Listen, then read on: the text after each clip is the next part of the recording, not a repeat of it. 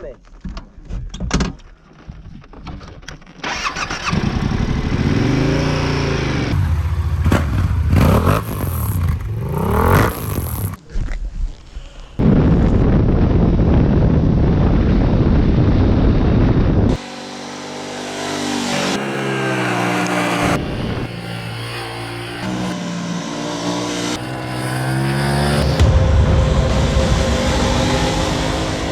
Good morning and welcome to Visordown. My name's Toad and today we are looking at two bikes that have made waves and headlines since their launch.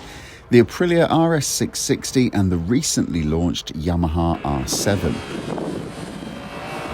Both machines have the hope of the supersport market pinned on them, as they look to fill the sizable void left by machines like the CBR600RR, Yamaha R6 and Kawasaki ZX-6R Ninja. With declining sales for a few years now, it was becoming clear that the supersports segment needed a shake-up. To succeed at this, the manufacturers needed to put a bigger price gap between the 600 to 750cc sports bikes and the 1000cc plus flagship machines. Enter a new range of cost-effective parallel twin-cylinder sports motorcycles. Before we get into the video any further though, if I could just hold you up for a minute and ask you to please drop a like on this video, and don't forget to subscribe to the channel so you can stay up to date with all of Visordown's latest content. And feel free to throw a comment below letting us know what you think of the RS660 and the new R7.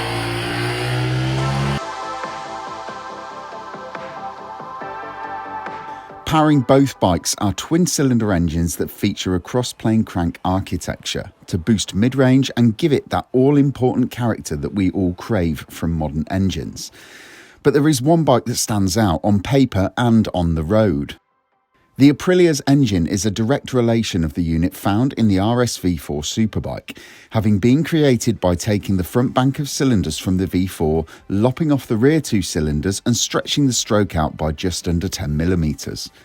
The result is an engine that makes 99 bhp and 49 foot-pound of torque. Considering its capacity of just 659cc, this is one seriously gutsy motor.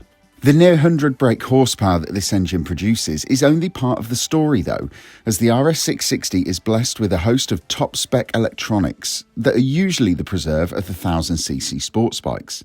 Adjustable traction control, wheelie control, engine braking control, engine power modes, cruise control and an up and down quick shifter as standard. And that's on top of the IMU that oversees all of the other functions. The Yamaha CP2 engine in the R7 comes in slightly larger than the Aprilia, although sadly significantly down on power. With 72 bhp, the engine is exciting and accessible, although for those making sideway moves in the market, or possibly stepping down from a bigger bike, it might seem a little bit lacking at first. The Revi Twin produces 72 bhp and 49 pound-foot of torque. And on the roads around Almeria on the launch, it never felt slow or lacking. Out on the flowing Andalusia circuit, it was a slightly different story though.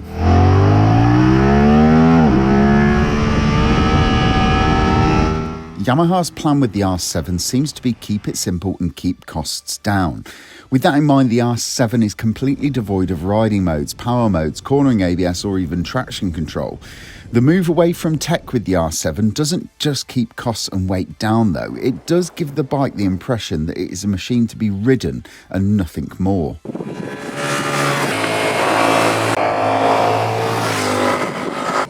After riding both machines on the press launches, I can say they are more than worthy of the Supersport tagline.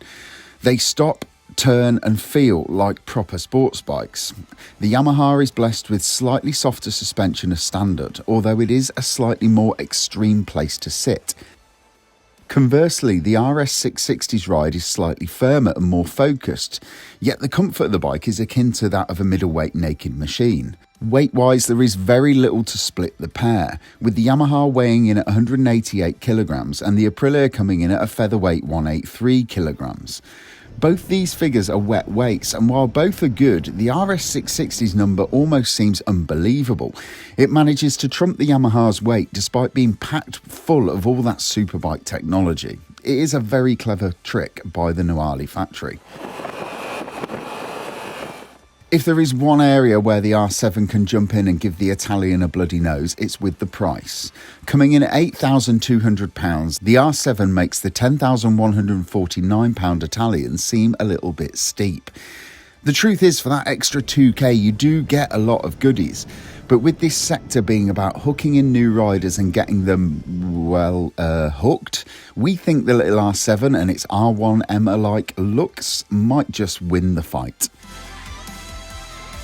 So to summarise this very briefly for you, the RS660 is quick and classy. It's chock full of technology, but comes with a slightly more premium price tag.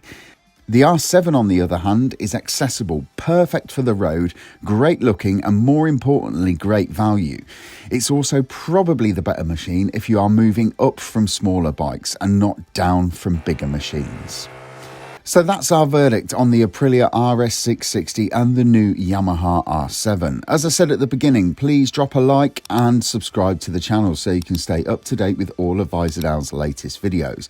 And please chuck a comment below and let us know which of these two new Supersports machines you'd like to be riding in 2022.